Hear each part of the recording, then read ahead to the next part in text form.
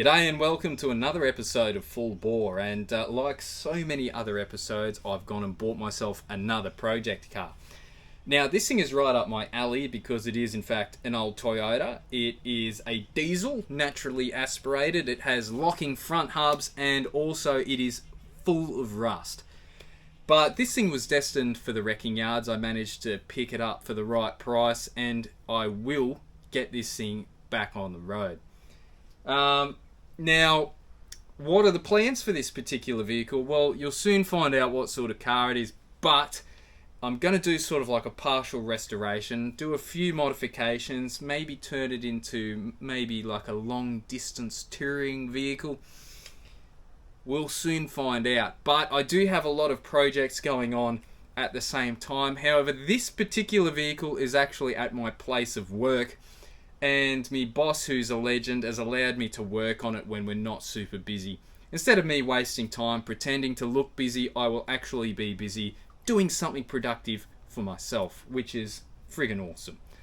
So what are we waiting for? Let's check it out. Hey, here we have it, boys and girls. This is a HZJ75 1991 model. What an absolute weapon of a machine. Now, the trouble is this thing is rough as guts body-wise, but the mechanicals, other than a stuffed universal joint in the drive shaft, are absolutely immaculate. Most of the body is absolutely rooted. All of the guards on the front, they're cooked. But the bonnet, these panels here, whatever you call them, the top half of the guard, that, whatever that is, front end, has a lot of potential if I get a new set of guards for it.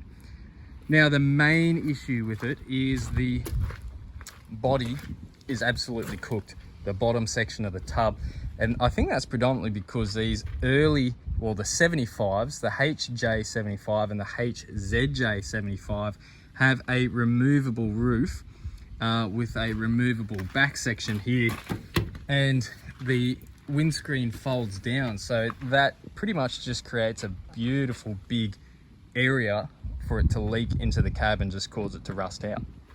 So finding these where that hasn't been bogged up and where the interior, well, sorry, the floor isn't full of rust is super difficult. But here we go. This is the interior, typical 70 series Land Cruiser. It's missing the glove box, which isn't too bad. I think I've got a spare one somewhere. It's only just worn in with 451,000 Ks on it. You can see the rust is pretty aggressive in there. The sills, pretty flaming cooked. Doors are cooked too. But the good thing about these bad boys is that they are essentially just one big Lego kit, and if you can find a good sort of body for it, then everything just bolts straight to it. Inside the car, it's rough as guts. I think it was an old farmer's vehicle. It's missing the hood lining, whatever that would have been. That thing doesn't stay up, so that's pretty sad. Steering wheel, fried. Check that bad boy out.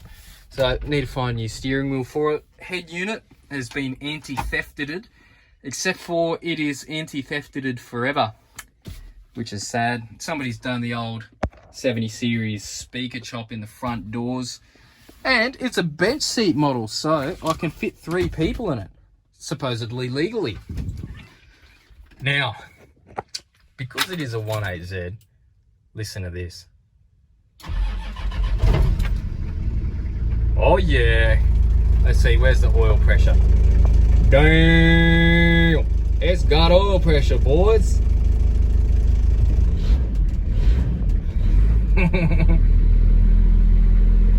Well, it has a oil pressure, that's about it. Ah, she's right. The sad part about this particular vehicle is, what are you flaming, eh? Doesn't actually have air conditioning. So this is like the povviest pack Land Cruiser. This would have just been bought by a farmer and absolutely thrashed to the nth degree. But interestingly enough, I've taken this thing for a spin. I had rego on it when I bought it, but no longer has rego on it because it's so rough. The handbrake actually works something fierce, which is truly a miracle especially considering it's a Land Cruiser. But other than that, the rust in the back, you can kind of just see it in there. That's flaming terrible.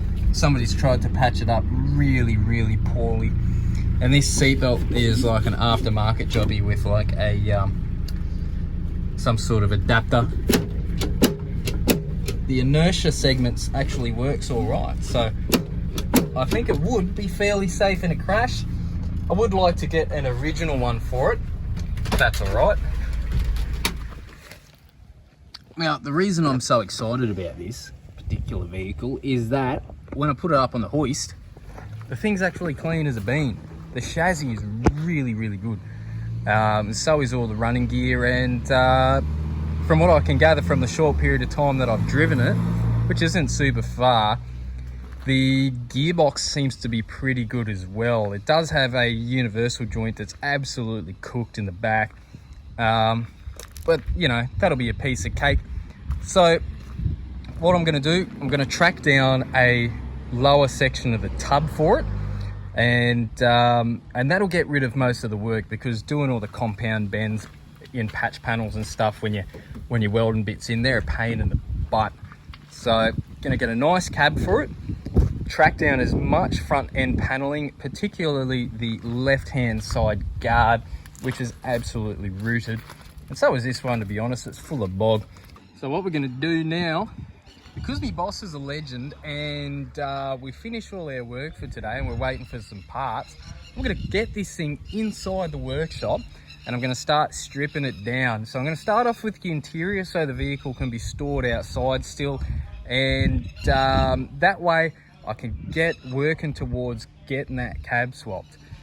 Now, one thing I will point out, because it is a 75, this thing's actually got the short cab. So if you're a tall bloke, these are definitely not the car to buy. You're better off with a 79 series, which of course has the longer cab, and it also has coil springs in the front.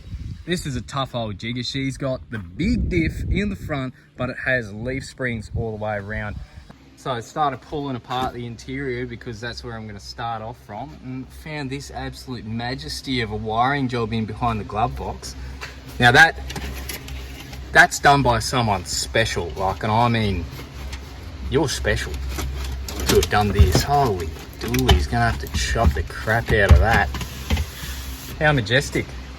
But anyway, these things come apart like butter. All the interior sections come apart in small segments, so that'll come out, then that'll come out, then the dash cluster comes out, the whole shebang, and then everything just unbolts. So piece of cake until you go put it back together and you lost all your screws.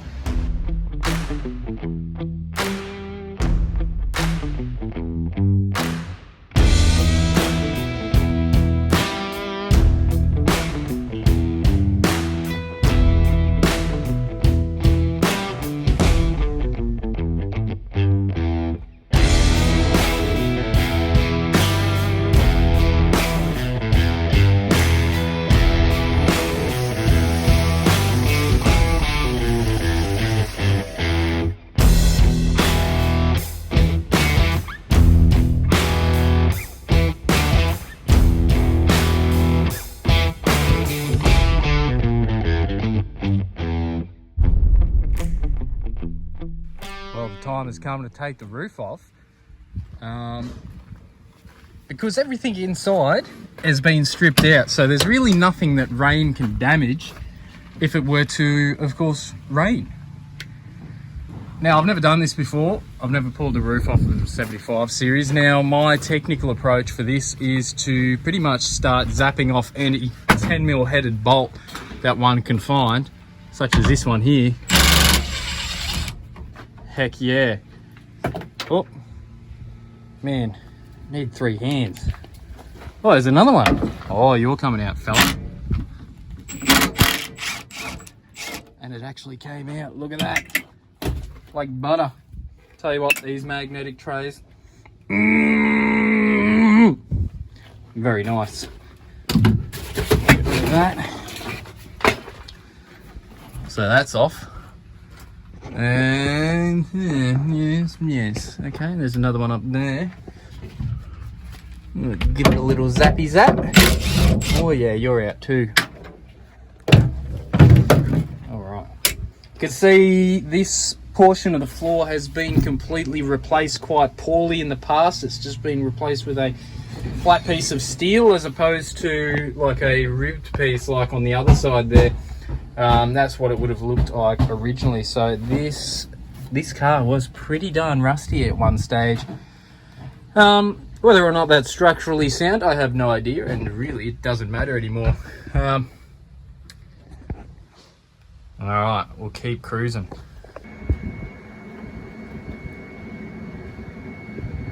Hell yeah! Oh.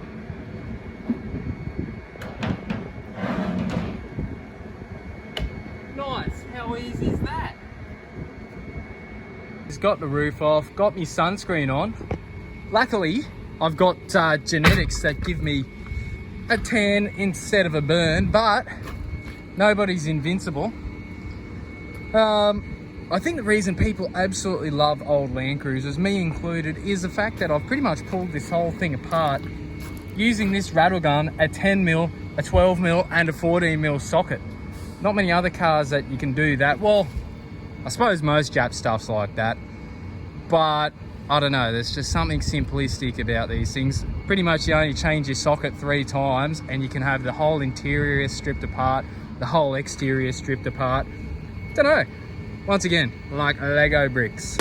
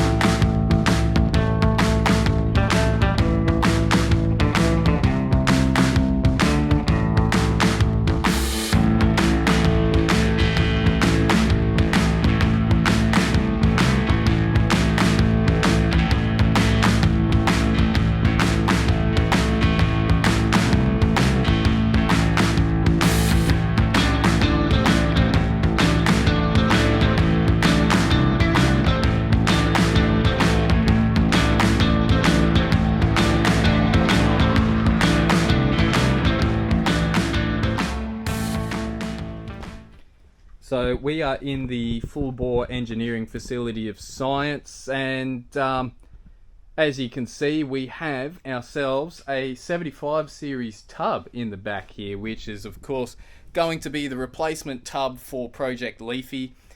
Now the thing is about this tub is that it's a HJ75, so in around about this area there would have been a 2H engine as opposed to a 1AZ.